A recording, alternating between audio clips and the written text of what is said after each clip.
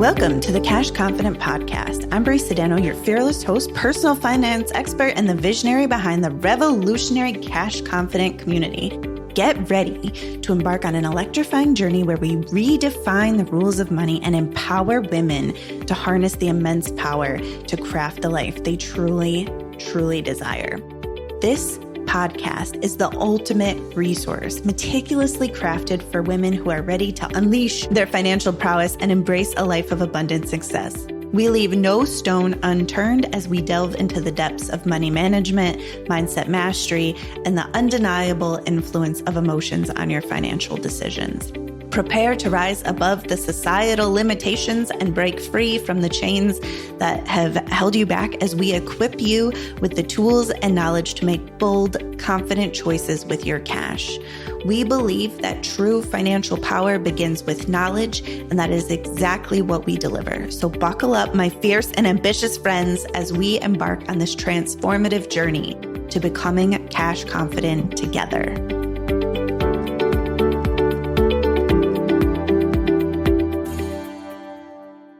Hello, everyone.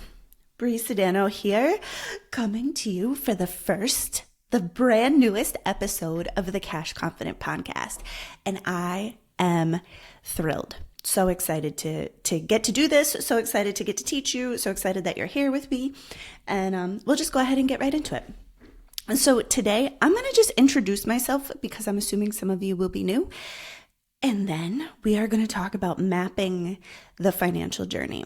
So for those of you who are new, my name is Bri Sedano, and I am the owner and founder of Cash Confident. I started my work in money in 2013, and I started as a stockbroker, selling stocks and bonds and mutual funds and insurance. And what I found through my work there was that most of my clients were coming to see me and they were not having problems that could be solved with better investments. They were not having problems with things like having so much extra money that they needed help choosing the best investments. People were coming to see me with credit card debt from their first marriages and student loans that were 20 years old and their kids are going to college. Or people making multiple six figures and having hundreds of dollars in their bank accounts, no savings, credit cards, debt, things like that. And so what I did was I started with giving my clients budgets. And I'm telling you, I would make the sexiest budgets. I know you probably have never thought of a budget being sexy, but we're really talking real good spreadsheets, like just real top notch, real hot, right? And I would check back in with my clients and I'd be like, how are you doing with that very sexy budget? And they'd be like, I didn't do it. Nothing happened. And I was like, oh boy. All right. And so I found that planning and then knowing what to do was highly, highly ineffective for actually getting anything done.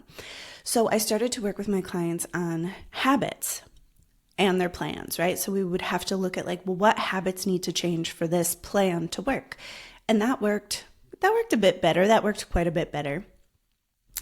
And then I realized that sometimes people's thoughts were actually what was in the way. And so we started doing mindset along with habit work, along with a financial plan, and found that worked much better. And for a long time, those were the layers that I would work in.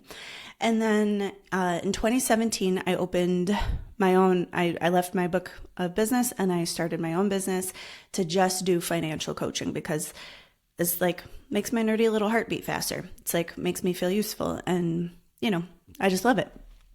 So a couple of years later, that's what I did. I started doing that.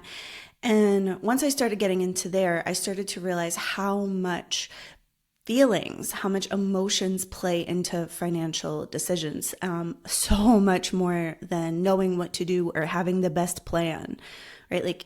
Your emotional state matters more to your money than your budget ever could. And so then we started to incorporate emotional intelligence and more of just what goes on inside of your body.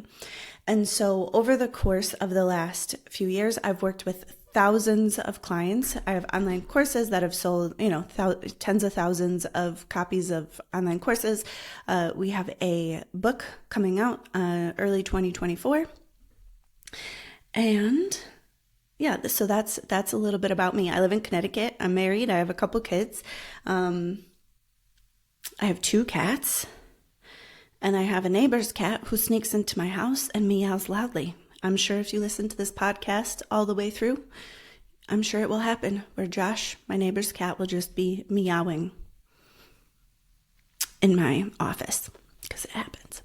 All right, so that's a little bit about me, and that's a little bit about my work. And so over the course of these years, what I've really gotten good at, the thing that I like, my magic thing that I actually bring to the table in this, is that I look a few layers into what's going on in somebody's financial life. So we look at the practical stuff, like what money needs to go where and why. What are the goals? What are the objectives? Like, what are the obstacles? What are the mindsets? What are the feelings around this? What's in the way? And actually, to lob myself a softball for our topic today, that is finding out where the root of any kind of obstacle or problem is, that's where the fast solutions come. And so that is what we will be talking about today for mapping your financial journey. All right. So when it comes to getting your money stuff together, it's not the sort of thing that's just like a checklist. Your relationship with money is an ongoing relationship that as long as you are alive, you will be in relationship with money. And so people who talk about like really getting their financial lives changed often do call it a journey. They call it like a financial journey. And so today what we're going to do is I'm going to kind of map what that looks like in terms of steps. Now, I will say the steps to this are not perfectly linear. It's not like check off step 1, move on to step 2. I'm going to talk about it in the general order that I see clients go, but I just want you to know, and you may be like on step 1 and also a little bit in step 3, or you might be on step 2 and skipped over step 1. And that's okay. That's part of the journey. It's part of the process. All right. So the first thing, and I think this is really one of the most important things to a financial journey, is actually having a desire. It's actually having like some desires that are not just like deep inside. They're desires that are kind of at the surface of your mind, desires that you can clearly articulate, desires that you know what you want and maybe have a time frame of when you want it. And the most important thing about desires is that they are full of life juice. Like you really want them. It doesn't feel like a should do, must do, would be most responsible, would be most prudent if kind of goals. I mean, like, this is what I want to create with my life. This is what I want my life to look like. These are the places that I want to go. These are the delicious snacks that I want to eat. These are the these are the people I want to know. This is what I want my business or my work to look like. This is what I don't want it to look like, and really getting kind of settled into that. And there are challenges with that. For most of us, we have a lot of us don't really own our desires. We're kind of culturally conditioned to tamp them down, right? A lot of people, I say, well, what do you want? And they're like, I don't know.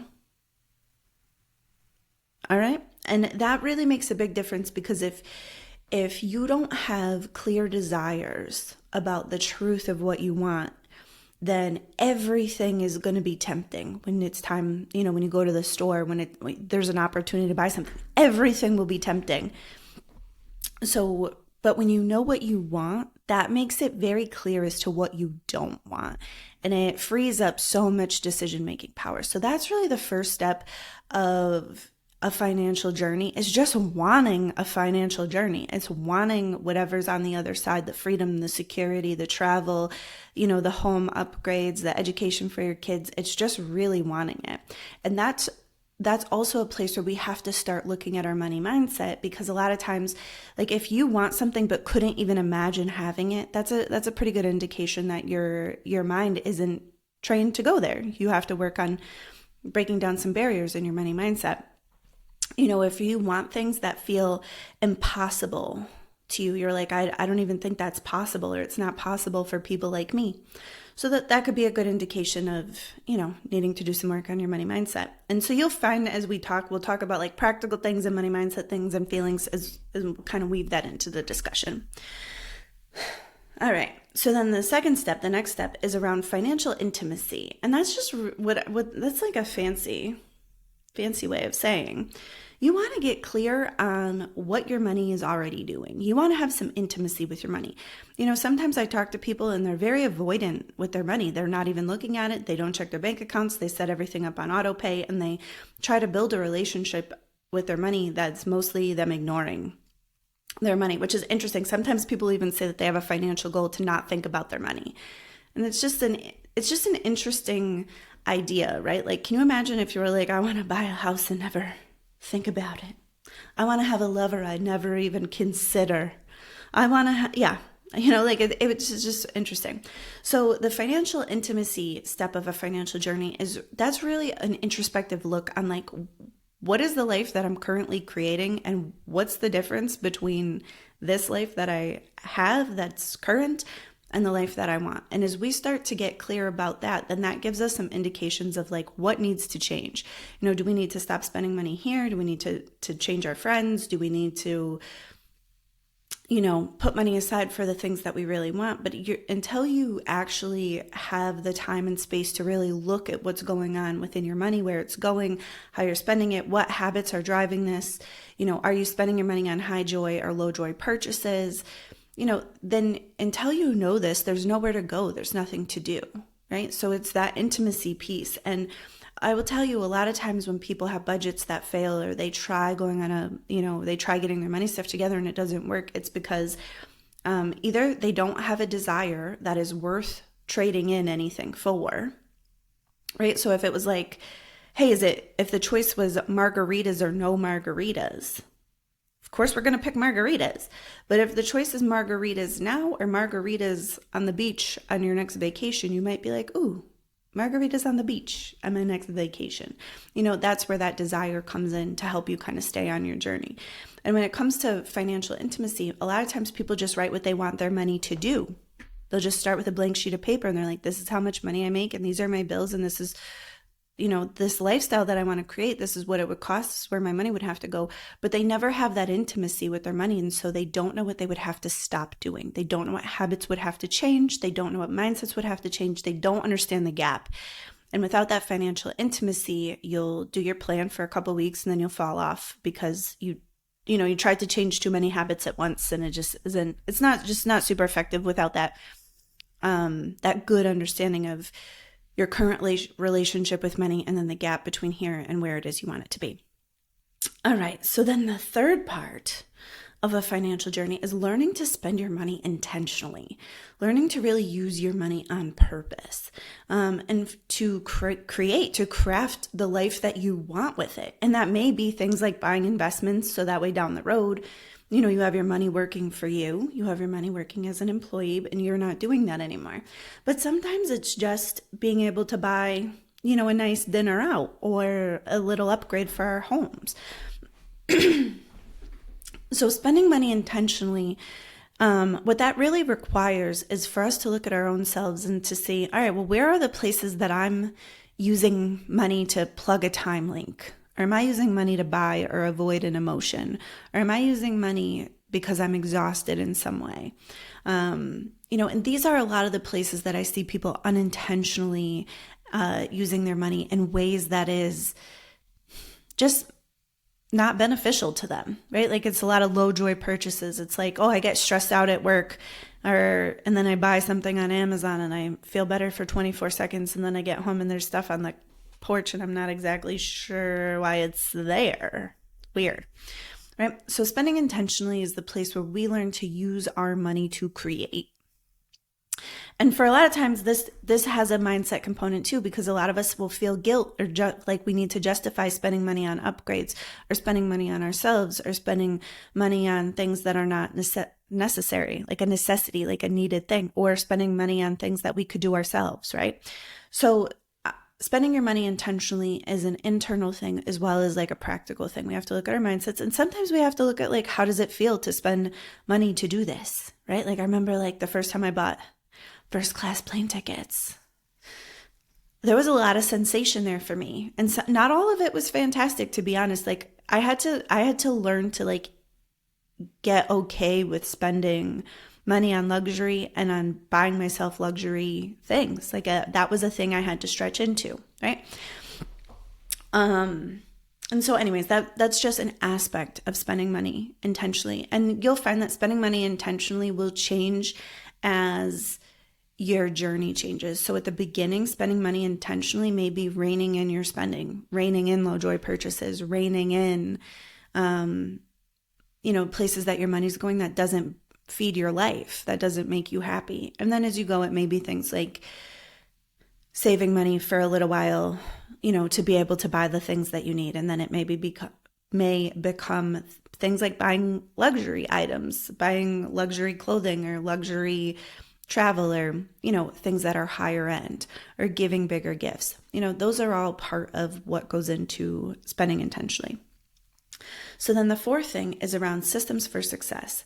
Now, in my work, I call it the invisible system to stop bleeding money and start stacking cash. But I think that's another aspect where the difference between like a plan and a system is that the plan is like what's going to get done, and the system is really how it's going to get done. And when it comes to our money, there are some challenges for financial habits, mostly just because most of us get paid twice a month. And so if I take an action today and then I take an action 2 weeks later and then 2 weeks later, that may not be enough action in a certain time frame for my brain to like build out habit loops. So savings can, building a savings habit can be a challenge. And it's not because anything's wrong with you. It's just because the way that our relationship with money goes is a lot of times those good habits that we want to have and we want to build are not actually done enough where they ever get to the place where they don't require a lot of conscious energy. They never really get to the place of just habits. So systemizing your money, I think, is one of the greatest things that you can do for financial success. All right. And so the next step, step 5, is around maximizing earnings. I work with a lot of women who've not negotiated for themselves, not asked for raises, not asked for flexibility or working conditions that would help make them more productive. I would work with a lot of business owners who are undercharging, allowing scope creep, and just not really seeing the fullness of the value that they work on.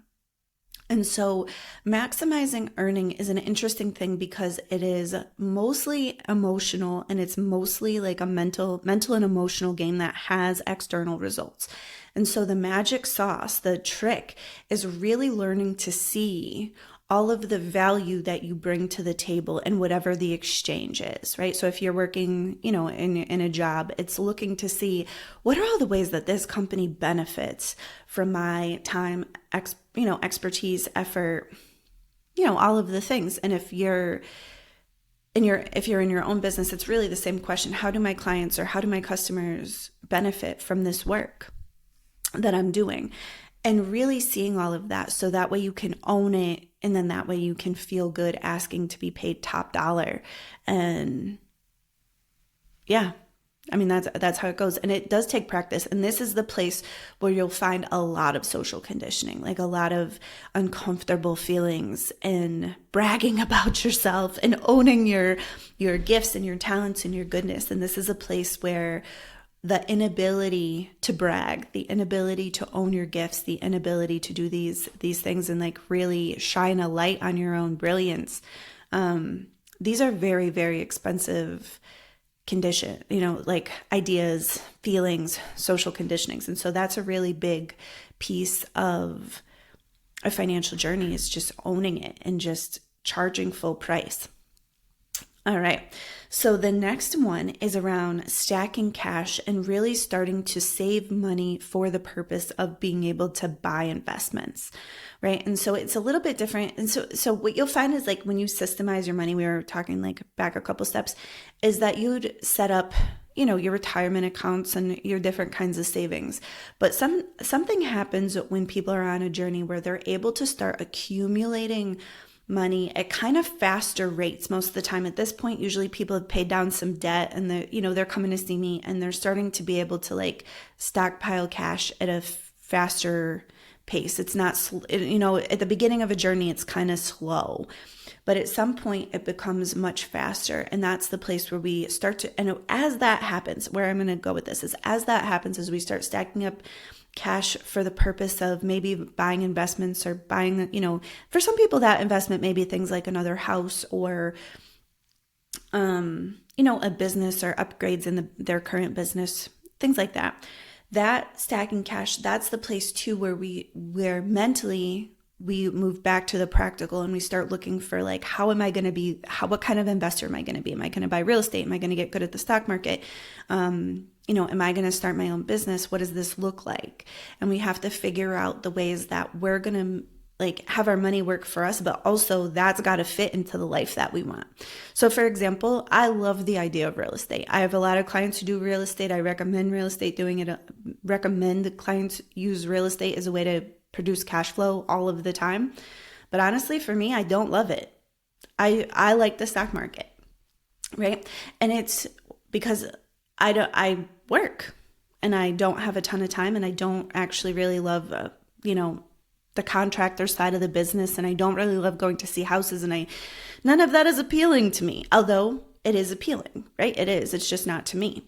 And so I make a lot of my money in the stock market. And it's just a way of recognizing like what works best for me, right? And I have some clients who, as they're stacking cash, they're investing in their own businesses, they're building out systems, they're hiring more people, and they're making more money that way. And so all of it's fine. It's just getting to that place where you're looking at like, how do I take myself out of this equation? How do I set myself or like my time free from this? What can I do differently here to make this like be the life that I want it to be? So that's kind of the place where we start stacking cash. And then from there, it's really the joy of multiplying your money. It's having your money work for you in whatever way. It's finding that place of more passive style income, places where your time gets freed up and that you can, work from multiple locations if that's what you choose to do. Excuse me. Or, yeah. But anyways, it's the place where your money starts working for you and you start managing those assets. And so for most people, a financial journey may take, the first year is always the hardest because that's the place where you have to really do some introspection and look at your mindset and look at your money and clear stuff up. And also that's the place where you're making steps that feel small and it feels a little frustrating. As you're going, but you'd be amazed at how much progress somebody could make, in like a half a year and how much even faster they'll go their second 6 months in the first year, right? So, but I think having a map for the financial journey and like some context around, what do you do first, second, and third is really, really wonderful because a lot of times too, when people come see me, they want things like trust and estate plans. And I'm like, you friend do not have 2 nickels to rub together. We don't need an estate plan just yet. Or people talking about 7 streams of income when they don't even have 1 stream of income. Or talking about, stacking cash when they're not even earning to their fullest capacity. So I do think order, while I said before, this isn't like a perfectly linear process and sometimes you'll jump from time to time.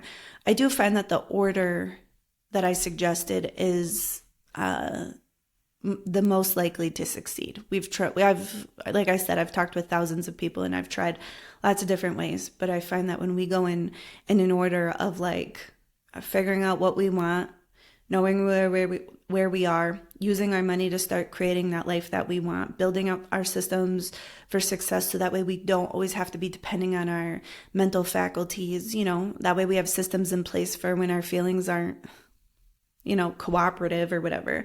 And then we start maximizing our earnings, stacking cash, and multiplying money. I think that's the fastest way to do a financial journey. And so I'm happy to share it with you all today. All right, so this will conclude my first episode. I love you. I appreciate you. Thank you so much for listening.